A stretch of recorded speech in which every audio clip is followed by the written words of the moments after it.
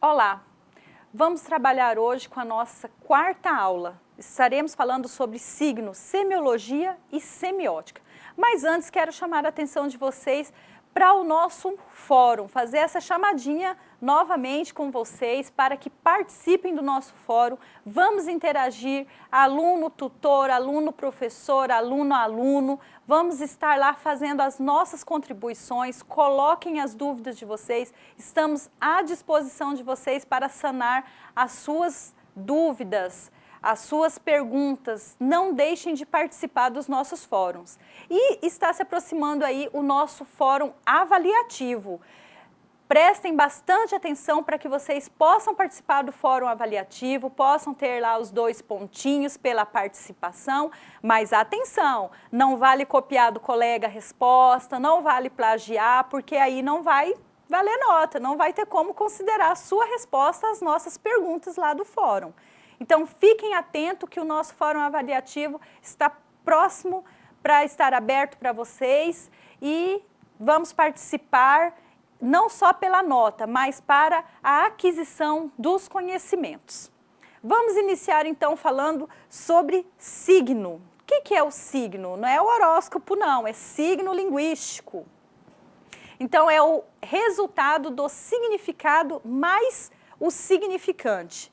O que é o significado? É o conceito do significante, né? O significante é a forma gráfica mais o som linguístico. Então, o significado é o conceito de alguma coisa que teve sua forma gráfica juntamente com o som linguístico. É toda palavra que possui um sentido. Exemplo, livro é um signo linguístico. Então, você pensa no livro, que daí vai ter seu significante, que é a forma gráfica mais o som, e o livro em si, né? Um livro é o conceito. Vamos mostrar aqui uma imagem para vocês. Significante, mesa, cada letrinha que vai formar o significado. Mesa, né? Como está aqui no desenho. Mesa mesmo, a mesa propriamente dita, né? Não só lá a questão da palavra, mas em si o objeto mesa, ok? Bom, características do signo. Arbitrária, que é aquela que o significado é o significante, quase sempre é convencional, salvo raras exceções, como as palavras formadas por onomatopeias. Não existe uma razão concreta para que um significante esteja associado a um significado. Isso explica o fato de cada língua usar diferentes significantes para o mesmo significado. Então, quando ela é arbitrária, ela é a relação entre o significado e o significante. Então, isso é usado muito na formação de palavras de onomatopeias, né, que são os barulhos, os sons das coisas. Som de buzina, o latido do cachorro, o miado do gato. Mas isso também explica o fato de cada língua usar diferentes significados para a mesma diferentes significantes para o mesmo significado, ou seja, tem vários nomes, uma única coisa. Característica do signo ainda, um exemplo aqui para vocês. Um objeto em cada país possui um nome diferente. Livro, book em inglês, libro em espanhol, livre em francês. Então, aqui é o mesmo objeto, só que cada língua fala de uma forma diferente e escreve de uma forma diferente também. Uma outra característica do signo é o linear, é a linearidade. Então, linear, os componentes de cada signo se apresentam um após o outro, tanto na fala como na escrita. Para Saussure, o significado do signo linguístico é explicado como uma unidade de diferença em relação a outros significados. A semântica formal explica que o significado é composto de 2 partes, o sentido e a referência. Como exemplificações, temos que o sentido da expressão "a porta da cozinha" é o modo de representação do objeto referência porta da cozinha. Então, quando nós falamos esse exemplo aqui, a porta da cozinha, logo já nós remetemos o nosso pensamento à porta em si. O objeto porta da cozinha, que já vai dar numa lavanderia, ou sai de dentro da cozinha, que tem fogão, pia. Então, já é esses elementos, já vem um após o outro, a porta da cozinha. Então, já vem ali pensamento, fala, som, ao mesmo tempo, um composto em várias partes. Bom, o semanticista Adam Scheffer apresenta uma classificação própria para os signos, dividindo-os em naturais e artificiais. Os naturais são fenômenos da natureza, que nos mostram outro fenômeno natural. Fumaça indica a existência de fogo. Nuvens negras demonstram que vai chover. Febre indica problemas de saúde. Então, esses são os signos naturais. Um sentimento, né, uma cara de tristeza, significa que aconteceu alguma coisa, ou é outra triste porque brigou com o namorado, outra triste porque alguém morreu, alguma coisa nesse sentido. Então, quando você vê determinada coisa, já lembra de outra. Fumaça, né, onde existe fumaça, há fogo. Então, e automaticamente você vê uma coisa, já remete a outra, né? Tá com uma febre, indica o quê? Que tem uma infecção, que tem algum problema.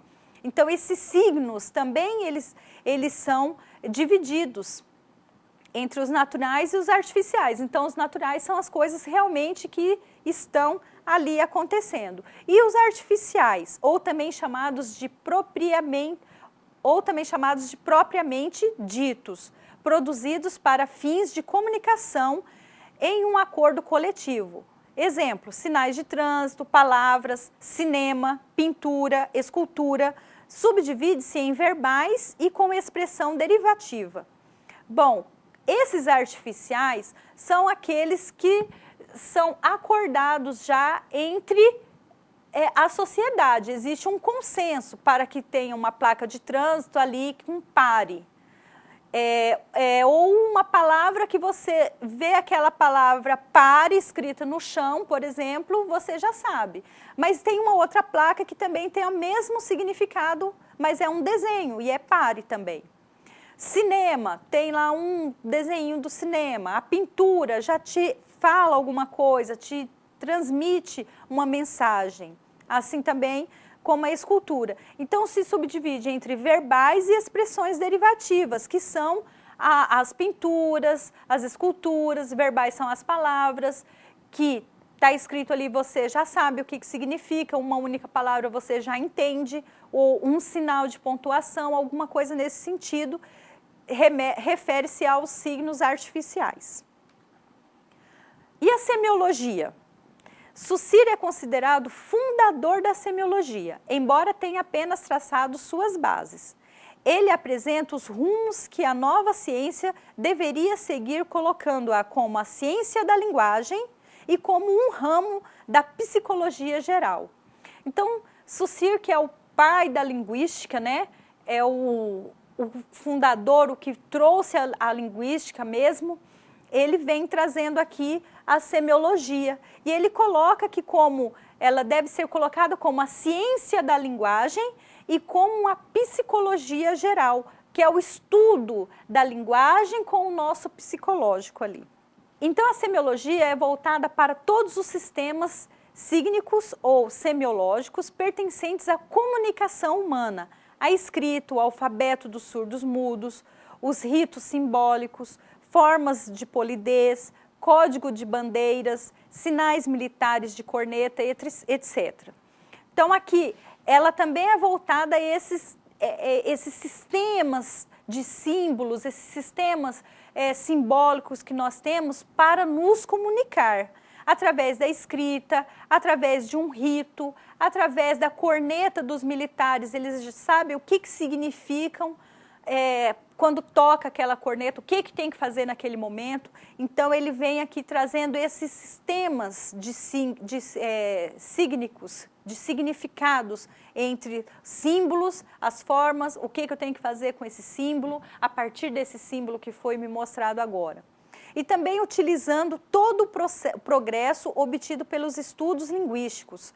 O que rege a linguística deve ser levado à semiologia e à sua constituição teórica. Assim, Saussure apresenta que a semiologia preocupa-se com qualquer sistema de signo relacionados ao ambiente social do homem, imagens, sons, gestos, entre os quais está o signo linguístico, que deve ser a base para uma análise dos demais. Agrega a linguística e o signo linguístico a um sistema mais amplo e conduz os estudiosos da linguagem a refletirem sobre a importância da língua como mediadora de outros sistemas. Então, a semiologia, ela vem mostrando que nós temos que ter essa importância com a língua, não só essa língua falada, só falada, mas nós temos essa linguagem dos gestos, a linguagem dos sons, as imagens, e que todos esse sistema, eles nos transmite uma mensagem, ele nos transmite alguma coisa. A semiótica, que se apresenta a partir do século XX, tem como base a significação, que é construída por meio de entendimento e produção de sentidos. Por meio da teoria semiótica, podemos entrar no movimento interno das mensagens, no modo como elas são construídas, nos procedimentos e recursos nelas utilizados, pois seguimos as pistas deixadas pelos sujeitos que as produzem. Então, a semiótica, ela já vem aqui entrar na questão dos sentidos, né? Nessa produção do sentido, nessa produção do entendimento. Eu recebi uma mensagem e eu vou ali nela, nas entrelinhas, através dela, descobrir o que realmente ela quer me passar. Que sentido é esse? Que entendimento eu tenho que ter com aquele código, com aquele sinal, com aquela palavra, frase que foi dita ali? Então, a semiótica, ela vem dar esse entendimento aí e a produção dos sentidos. Assim, na semiótica, Peirce edifica suas bases na filosofia, com a teoria geral dos signos, composta de signo, objeto e intérprete interpretante. Portanto, a semiologia e a semiótica são ligadas ao ato da comunicação. Então, nós temos aqui a semiótica e a semiologia caminhando juntas com a única finalidade, a comunicação. Elas vêm através dos signos nos transmitir uma mensagem, nos transmitir uma produção de sentidos com aquela frase, com aquela mensagem que ela está ali nos passando. Bom, então nesta aula nós vimos um pouquinho de signo, semiótica e semiologia. Chamo a atenção de vocês para que peguem o capítulo do nosso material, nossos textos complementares, façam a leitura, façam os exercícios para vocês complementarem ainda mais os seus estudos. Um abraço e até a próxima aula.